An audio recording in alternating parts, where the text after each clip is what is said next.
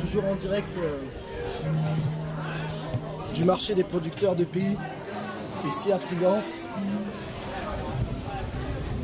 entre soleil et vent. D'ailleurs, on entend le vent. On va parler du cellier des Trois Collines à Draguignan. Et on parlera aussi d'huile d'olive de Gérard.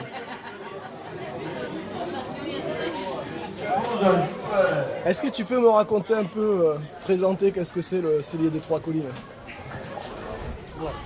Bon, le cellier des Trois Collines, c'est le regroupement de deux caves, la cave de Draguignan et la cave de Flayops. Pourquoi les Trois Collines? Parce que ces deux communes sont entourées par trois collines, le Malmont, le Seyran et la Sigue. Donc on a décidé, une partie est sur Draguignan et une partie sur Flayops, on a décidé d'appeler Trois Collines. Voilà. Ensuite, notre production se fait sur les deux communes, bien sûr, de Draguignan et Flayops, qui sont la grande majorité, mais aussi sur Figanière et sur Calas, et un petit peu sur France-Provence, qui nous apportent leurs réserves. On a environ 150 viticulteurs. On produit autour de 10 000 hectares à trois couleurs, bon, avec une grosse majorité de vins rosés, avec différentes catégories de vins. On a des vins de cépage et des côtes de Provence, et aussi des vins de pays qu'on vend en bip. Voilà, en gros, la présentation. On a obtenu cette année une douzaine de médailles, notamment sur nos vins rosés. Pratiquement tous nos vins rosés ont été médaillés, dont certains à 3 ou 4 médailles. Paris, Mâcon, Brignoles, voilà. Comment est né ce projet? Pourquoi il y a eu cette réflexion sur le rapprochement de ces caves? Je pense que les médailles, c'est surtout la façon, c'est la culture raisonnée. Et de plus en plus, on suit les viticulteurs dans leur culture, quoi. On évite qu'ils fassent un peu n'importe quoi. Donc, pratiquement les traitements sont effectués de bonne qualité. Bon, il y a quelques brebis galeuses qui restent, comme partout, qu'on essaie de vinifier à part, de manière à ce qu'on n'ait pas de pollution dans nos vins de qualité, quoi. On les élimine pratiquement de nos vins de qualité. Donc, c'est juste des vins de table ensuite qui peuvent en ressortir, quoi. Tous nos vins. Vous êtes très vigilants sur Voilà, on est très vigilants sur la qualité des raisins qui rentrent. Comment vous le vérifiez ça? Pour les personnes qui nous écoutent, qui ne sont pas avec vous au quotidien, comment ça se passe? Comment on le vérifie? On le vérifie, il suffit de bien connaître où il y a les vignes et de passer de temps en temps les mauvais viticulteurs. Les mauvais viticulteurs, on les connaît, ça se reproduit pratiquement régulièrement, quoi. On a encore, la semaine dernière, on a encore envoyé un courrier à un viticulteur qui, la qualité, bien sûr, je pense que les raisins vont rester sur les vignes. D'accord.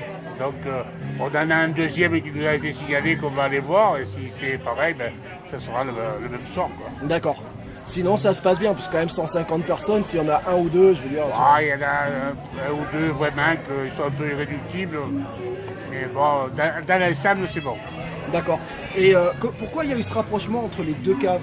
Mais le rapprochement entre les deux caves, il est surtout dû à l'urbanisation, quoi. De plus en plus, les vignes disparaissent pour planter des villas, quoi. Ça, c'est moins dur et ça rapporte plus, quoi. Bien sûr. Mais et c'est parce qu'il y a eu de moins en moins de vignes, donc les vignerons avaient moins de moyens pour gérer une coopérative? C'est-à-dire que, oui, il y avait beaucoup moins de vignes. Il faut penser que, par exemple, si on prend la seule coopérative de Draguignan, il y a une quarantaine d'années, il y avait 700 coopérateurs. On rentrait 55 000 hectares. Maintenant, la seule coopérative de Draguignan, ça serait entre 80 et 100 coopérateurs avec 7-8 000 hectares gros maximum. Quand tu dis avant, c'est quoi? Il y a 10 ans, 20 ans, 50 ans? Il y a 10 ans, on était quand même encore à 15 000 hectares, quoi. Donc, en 10 ans, on a pratiquement diminué le boîtier, quoi. Et c'est l'urbanisation, c'est spécifique à Draguignan, ou tu penses qu'il y a aussi le marché qui évolue avec plus de vin d'autres pays? Non, je ne pense pas que ce soit un problème du marché du vin. Ça a toujours été un vin plutôt de qualité ici? Ça a toujours été un vin de qualité. Bon, le marché du vin actuellement, on ne peut pas dire qu'il est dans une période plutôt ascendante pour l'instant. Je pense que d'ailleurs, il va y avoir des surprises dans quelques années, dans un an ou deux. mais on est dans la période ascendante, donc c'est pas le rapport du raisin, c'est le rapport de l'urbanisation. C'est beaucoup plus facile de vendre un terrain et de toucher comme on touche maintenant 150 000, 200 000 euros pour l'eau à bâtir. Quoi. Mais il n'y a pas une histoire avec la SAFER qui doit justement protéger ces terres agricoles? Le problème, c'est les plans d'occupation des sols qui datent de nombreuses années et que souvent les terrains ne sont pas classés en agricole, donc ils sont urbanisables. Et si on parle par exemple sur Draguignan, ça fait pratiquement 30 ans que le plan d'occupation des sols n'a pas été revu. Les municipalités, chaque fois, disent on va revoir le plan d'occupation des sols. Quand ils arrivent en mairie, ils disent on va revoir le plan d'occupation des sols. Ils commencent à faire les études. Au moment où les études sont pratiquement terminées, on arrive à 1 an et demi, 2 ans des élections, et plus personne ne touche au plan d'occupation des sols, bien sûr, parce que c'est un problème très sensible. Tout à fait. Tout le monde gère son électorat. Ouais, c'est la logique politique, mais après il y a la pression du marché, le marché sur l'immobilier. Et est-ce qu'aujourd'hui, avec justement un peu la crise autour de l'immobilier, il y a moins cette pression et la vigne respire en Dracénie? Ouais, maintenant, pratiquement toutes les terres qui étaient facilement cultivables en vigne ont disparu. Maintenant, c'est de la forêt qu'il faut défricher. Bon, même s'il y a des aides, ça coûte quand même très cher, quoi, hein. Surtout quand c'est des forêts où, en plus d'avoir les arbres, on a les cailloux, quoi. Et ouais. Est-ce que, du coup, j'imagine, il y a peu de jeunes qui s'installent, alors? Il y en a... Bon, souvent, c'est des reprises d'exploitation après les parents, mais les jeunes vraiment qui s'installent, il y en a très peu. Bah, très peu, ouais. Et là, les celliers des Trois Collines, tu saurais donner une moyenne d'âge? Approximative, évidemment, mais... C'est quel temps, hein? On peut penser que c'est quel temps environ la moyenne d'âge, avec une dizaine de jeunes qui ont entre 30 et 40 ans, quoi. Qui sont quand même des gros exploitants. La moyenne, à peu près, d'une exploitation au cellier des Trois Collines, on est plutôt sur 10 hectares, 100 hectares? La moyenne est très basse, ça l'est plus souvent. Je pense que si on faisait vraiment la moyenne, elle est à 3-4 hectares. Mais on a quand même... Ce qui n'est pas inintéressant. Je pense, je peux vérifier. Mais après, on a quand même quelques grosses exploitations qui ont 10 à 15 hectares. D'accord, mais bon, ça prouve qu'il y a quand même une dynamique à petite échelle, ça fait vivre des familles. Oui. Il y avait beaucoup d'exploitations avant, mais il y avait très peu de gens qui vivaient de leurs produits de la campagne. Ils vivaient souvent, c'était une activité secondaire. C'est pour ça que dès qu'ils ont pu, ça se débarrasser. Qu'aujourd'hui, il y a une professionnalisation des viticulteurs dracénois qui vivent vraiment de leur métier, ou ça reste une activité secondaire? Alors maintenant, il y a ceux qui sont professionnalisés et les autres, malheureusement, c'est une population vieillissante. Et c'est plutôt majoritaire, les professionnels? Ben, les professionnels sont les quelques-uns qui, dans quelques années, vont rester, quoi. D'accord, donc plutôt les jeunes, finalement. Les jeunes, eux, ils vont rester, mais après, les autres, je pense que petit à petit, ça va disparaître. On est sur quel type de cépage, alors, en Dracénie? En Dracénie, on est surtout sur du Grenache. Grenache, du Syrah, un petit peu de Mourvèdre. En blanc, on a un petit peu de Rhône. Bon. Du blanc Carignan en cépage secondaire. Et il y a une différence entre Flyosque et Draguignan sur le choix des cépages. Est-ce qu'il y a vraiment un terroir qui est marqué ou non? C'est vraiment plutôt homogène? Les cépages sont pratiquement les mêmes. D'accord. Même l'influence pédoclimatique? C'est pratiquement les mêmes. Disons que Draguignan c'est un peu plus précoce, mais bon, autrement les cépages sont sensiblement les mêmes. Combien il y a de cuvées à peu près? De cuvées? Combien il y a de cuvées?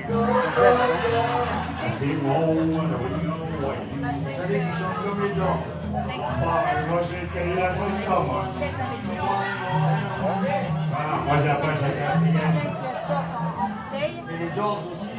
La différence, c'est pas. On doit avoir une douzaine à peu près de billets. 12 ou 13. Donc comment ça se passe? Le vigneron arrive soit à Flyosque, soit à Draguignan? Non, il arrive qu'à Flyosque. Le vigneron arrive à Flyosque. Il arrive à Flyosque. Et là, qu'est-ce qui se passe? Il arrive avec sa benne, comment ça se passe? Là, tout d'abord, le conseil d'administration fait une sélection des cépages qui seront reçus pour la journée.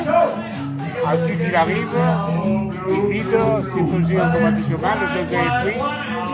Et il a dans son poids, et ensuite, le raisin est écrasé, et grappé, et il va dans la cuve qui a été désignée. Alors, soit on sépare les différents cépages. Ça dépend du vin qu'on veut faire. D'accord, et après, par contre, il y a le travail... Après, bon, c'est la fermentation qui se fait. Et là, comment ça se passe? C'est le conseil d'administration, ce sont que des viticulteurs coopérateurs? C'est que les viticulteurs coopérateurs. Et est-ce que c'est un ou plusieurs viticulteurs qui sont en charge de la vinification selon la préconisation du conseil d'administration, ou est-ce que c'est un... La vinification, c'est caviste. C'est un caviste qui est embauché. Qui travaille avec le conseil d'administration pour définir les jours de réception des raisins, la maturité. Et du coup, comment ça se passe? Est-ce qu'il y a une tournée régulière dans les vignes pour décider ces jours-là, ou est-ce que comment ça, qui décide Bon, en principe, les coopérateurs font des prélèvements eux-mêmes pour analyser le degré potentiel, quoi. Bon, sachant qu'on a toujours un petit écart entre un échantillon et un voyage, donc dans le compte, ils tournent eux-mêmes. On demande par rapport au secteur de faire des prélèvements, puisqu'il y a des secteurs qui sont beaucoup plus précoce, notamment sur Draguignan, au bord de rivière, c'est beaucoup plus précoce que sur Flyosque, qui est un peu plus haut. Quoi. Donc c'est eux qui sont un peu à l'initiative, qui disent voilà... C'est un petit peu eux, mais bon, sachant qu'on surveille quand même ce qu'ils font. Quand tu dis on, c'est finalement l'ensemble surveille par rapport à l'individu. C'est surtout le caviste, quoi. C'est surtout le caviste qui est là en permanence. Si quelqu'un arrive avec un voyage qui est vraiment à un degré faible, on le fait arrêter. D'accord. On l'oblige à s'arrêter immédiatement de cueillir. Bon, en principe, ils n'ont aucun intérêt à porter du raisin. Eux-mêmes sont vigilants. Parce que le principe de la coopération fonctionne, quoi. Chacun se sent au-dessus. En principe, oui. En principe, oui, mais en réalité... Il y a toujours quelques... Comme partout. Hein. Comme partout, bien sûr. Il y a toujours quelques brebis galeuses. Hein. Ah bah à 150, à 3 ou 4, bon, à 150... Il y a toujours quelques-uns qui disent « Ah ben je passerai à travers, quoi. Au niveau du marché, comment c'est distribué? Au niveau du marché, bon, nous, il y a la musique là, on est en direct. On est en direct de Trigance pour la le marché, bon, une grande partie est vendue à un groupement de coopératives et de producteurs qui se situe à Brignoles. Et une grande partie se fait à vente directe aux deux caveaux, à Draguignan et à Flyosque. Et un petit peu sur les marchés. Comme aujourd'hui. Comme aujourd'hui, oui. Et Brignoles, après, c'est un marché plutôt sud de France, plutôt national, international. C'est international. Et là, vous avez plus de maîtrise. Vous vendez à la COP, à la coopérative. Ils viennent, ils retirent le vin s'ils ont leur besoin, ils embouteillent, ils mettent à mille, ils s'expédient. Est-ce que c'est eux qui demandent la qualité du vin? Ah oui. Avant la récolte, le groupement auquel on participe, ils viennent, ils nous demandent la qualité du vin, s'ils veulent des rosés, s'ils veulent des rouges, s'ils veulent des blancs, la quantité qu'ils en veulent et la qualité qu'ils veulent aussi.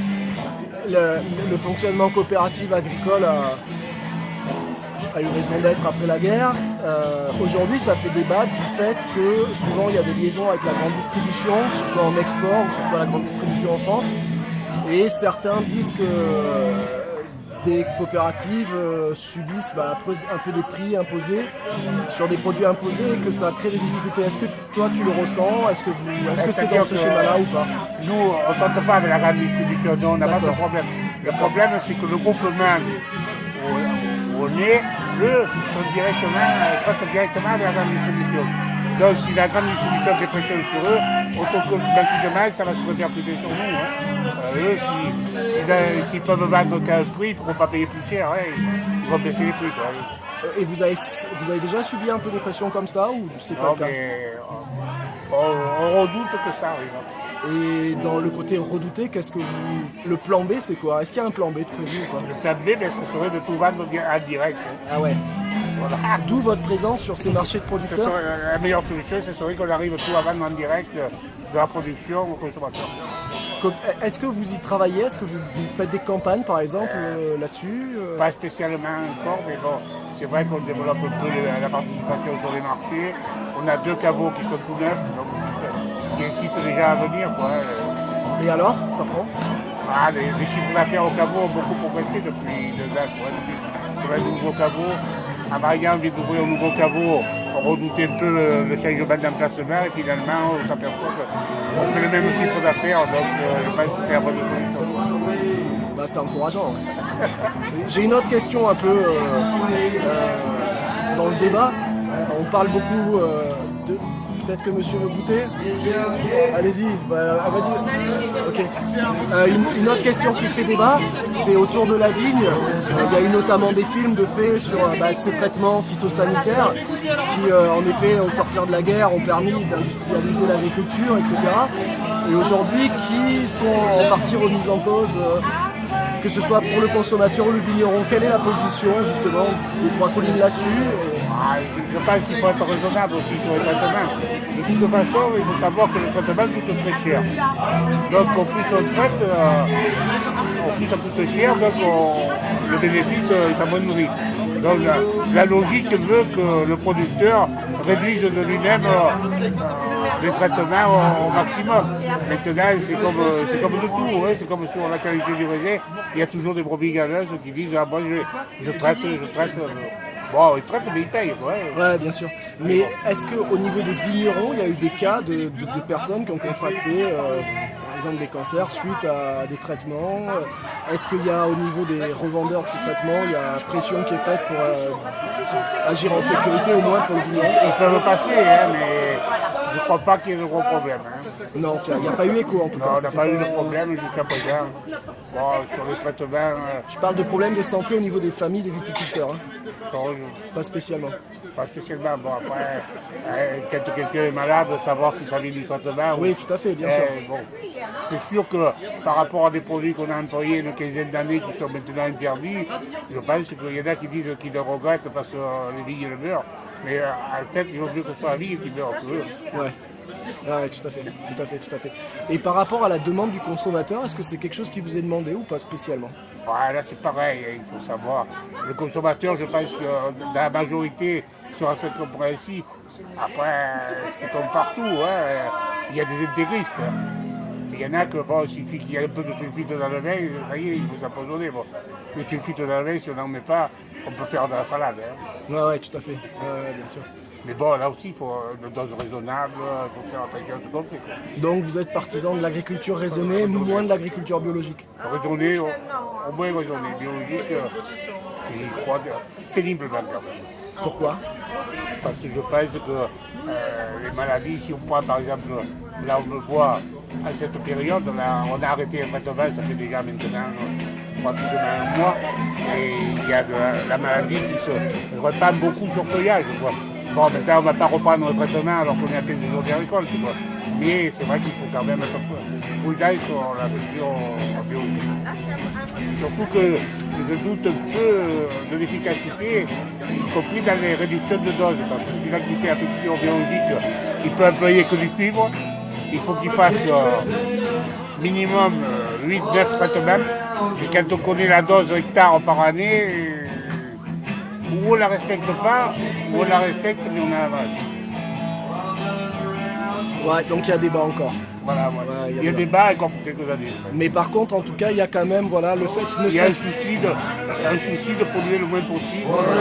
Parce que bon, nous aussi, hein, on travaille, on tient à vivre. Hein.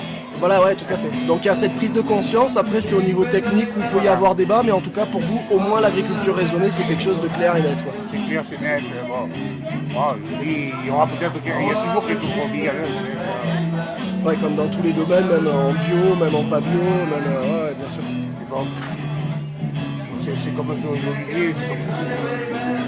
Il y a des gens qui disent qu'il faut la lutte raisonnée, mais bon, peut-être à dire qu'on met un piège à chaque olivier. Bon. Ouais. repassons au consommateur et au vin en lui-même. Qu'est-ce qui fait que quelqu'un qui va découvrir Draguignan, pourquoi il boirait ce vin? Qu'est-ce qui fait un peu la petite valeur ajoutée de ce vin? Comment tu le vendrais? Pourquoi lui et pas un autre?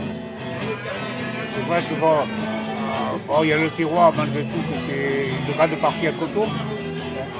Donc c'est quand même plus porteur que dans la plaine de l'Argent. Donc coteau, c'est tout ce qui est restant, les terrasses exposées aux adrets, exposées au soleil levant, tout ça. C'est vrai que c'est plus porteur que dans la plaine au bord d'une rivière. Les rendements sont plus faibles aussi. Donc, mais le goût a plus d'intérêt. On a des rendements beaucoup plus faibles. Quand on a des rendements qui font 45, je pense qu'on est autour de 45 hectolitres alors qu'on est autorisé jusqu'à 55. C'est vrai qu'en plaine, ils sont autorisés en plein de pays, notamment jusqu'à 130. Ça ne peut pas avoir les mêmes arômes du vin issu de vignes qui font 130 hectolitres à l'hectare que les vignes qui font 45 hectolitres. Donc du coup, il y a une qualité du vin qui n'est pas la même, il y a une finesse d'arôme qui n'est pas la même, et c'est ce qui fait la valeur ajoutée, ce qui fait que ça se vend bien. Après, ce qui fait la valeur aussi, c'est le traitement que peut faire le caviste en évitant de mettre trop de produits, trop traiter les vins. Donc finalement, ouais, c'est ça en fait. Toi, tu es partisan d'utiliser le produit, mais aux doses minimes et vraiment au bon moment. Aux doses minimes, c'est ce qui est nécessaire, pas la peine de... Bah ouais, on n'est pas là pour... De toute façon, si on utilise ce qui n'est pas nécessaire, ça coûte cher pour rien.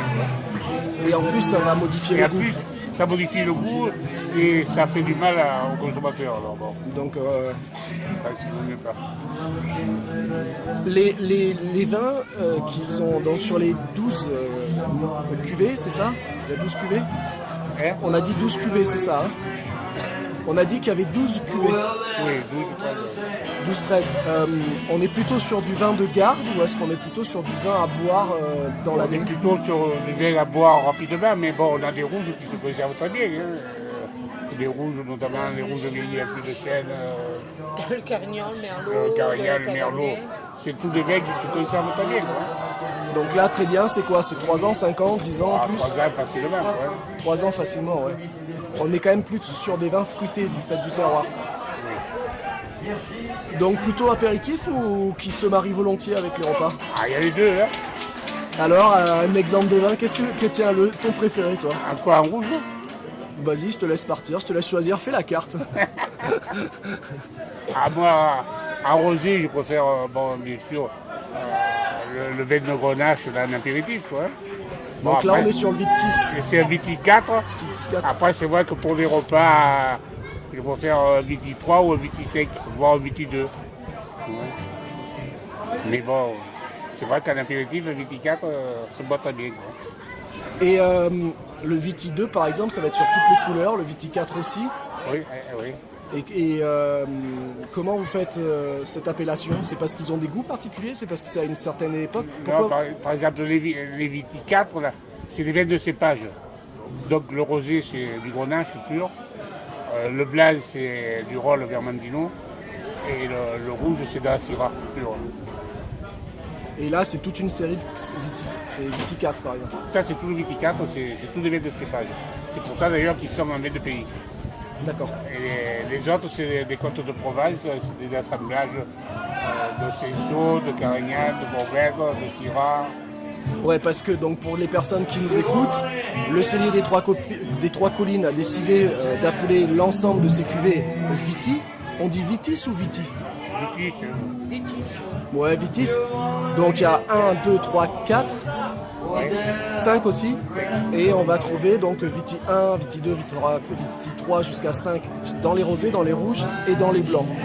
Et ensuite, pour les personnes qui nous écoutent et qui ne connaissent pas beaucoup de vin, il y a différentes appellations, il y a 22 tables en fonction de certains choix de cépages, et il y a les AOC, donc appellation d'origine contrôlée, qui définissent un territoire arrêté avec un cahier des charges, donc certains assemblages de cépages qui sont imposés et une certaine façon de faire. Il faut déjà au moins 2 cépages.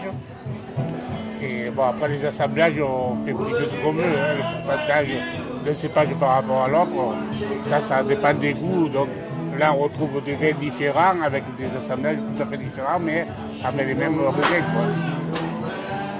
D'accord. Ce qui fait que, ouais, avec le même raisin, on peut faire des choses totalement On peut faire différentes tout à fait différemment. en fonction du pourcentage d'assemblage, Voilà. en fonction du type de caveau. Ça, on appelle ça le caveau. Enfin, le fût de chêne, c'est un caveau. Tu appelles ça un caveau? Non, le fût de Un chêne, fût. c'est le fût, hein. C'est un fût. Bah, il y a soit chêne, soit inox en fait. Le caveau, c'est l'ensemble de Ouais, le ventes. caveau, c'est l'ensemble des fûts. L'ensemble des fûts et des bouteilles, hein. D'accord. Tout ce qui est site de vente, c'est le caveau. D'accord. Donc, on peut avoir du fût en chêne, on peut avoir du fût en inox. Oui. Et il y en a d'autres. Non, maintenant, C'est inox ou chêne. en fibre, En fibre aussi, ouais. pour conserver les vins, notamment pour la tyrose. D'accord. Où là, on prend directement en fût. Et donc, en fonction donc, du choix de fût, du choix de cépage et de la durée de vinification, et j'imagine aussi de la période de récolte, on peut avoir des vins Des vins tout à fait différents. tout à fait différents. Ouais. Tout en sachant qu'on va trouver quand même une certaine homogénéité en Provence qu'on n'aura pas dans d'autres régions et vice-versa. Bien sûr. C'est ça qu'il faut en fait. Oui. C'est ça qui est passionnant. De donc. toute façon, bon, il y a eu la bataille qui s'est passée par rapport aux côtes de Provence quand ils ont voulu nous regrouper avec la vallée du Rhône, quoi. Le vin de la vallée du Rhône n'a rien à voir avec le vin de la Provence, quoi. Finalement, il a été obtenu au niveau des organismes professionnels une appellation Provence, quoi. Une sous-appellation Provence. Ça n'a rien à voir la Provence avec la région du Rhône. Comment tu caractérises toi justement les vins de Provence? Si tu devais te rendre à Paris, représenter les viticulteurs de Provence, tu dirais un vin de Provence c'est... Que c'est le meilleur, hein. Oui, d'accord. Et pourquoi? On te pose la question pourquoi, comment tu Ouais, défends? parce que, bon, les terrains sont souvent un coteau. Il y a des rendements qui sont quand même assez modérés. On n'atteint même pas les rendements qui sont autorisés, quoi. On est au-dessous des rendements moyens. Et au niveau du goût, tu caractérises le vin de Provence comment?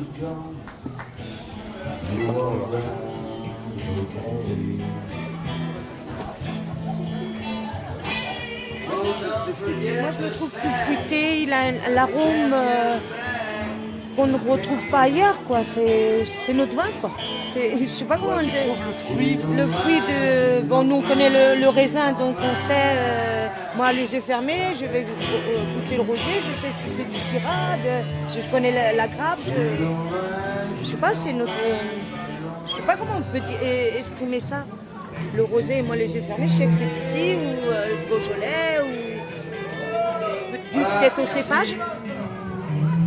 Bah après le rosé de Provence ça quand même tire son épingle du jeu aussi. Oui, bah parce que il y a le soleil, on dit tout le temps, c'est pour ça. Mais c'est vrai qu'en goût, on a une particularité. Tu confirmes? Ouais, C'est un goût particulier, c'est vrai. Je ne sais pas comment le comparer par rapport aux autres, mais non, je sais pas, j'arrive c'est pas à pas, définir. c'est pas le même goût. Ouais, ça a son identité. Ouais, c'est nous. C'est nous. Alors après, on n'est pas chauvin quand même. On n'est pas chauvin. Pas On du est les tout. meilleurs. On Pas est du les tout. meilleurs. Voilà, et ben, c'était en direct avec le cellier des Trois Collines. Donc on vous invite à découvrir les caveaux donc à Draguignan Et à Flayot, et à Flyosque, ouvert toute l'année, toute l'année. 24 heures sur 24, 7 jours sur 7. 7 jours sur 7, c'est déjà pas mal. 7 jours sur 7, ouais. À Flayot, 7 jours sur 7. 7 jours sur 7 à Flyosque. J'imagine que les auditeurs peuvent retrouver sur un site internet assez facilement pour organiser des visites. D'accord. Il y a des visites dans des langues étrangères? Oui, Oui. c'est traduit. Vous êtes super pro quoi. Oui, c'est le site, c'est www.cellier3collines.com. Avec 3 collines avec un chiffre. Le chiffre 3, oui, surtout. Voilà. Eh bien, vous savez tout. Et il ne vous reste plus qu'à découvrir le meilleur vin. Merci pour le témoignage. Allez, une petite pause et puis après on passera aux olives.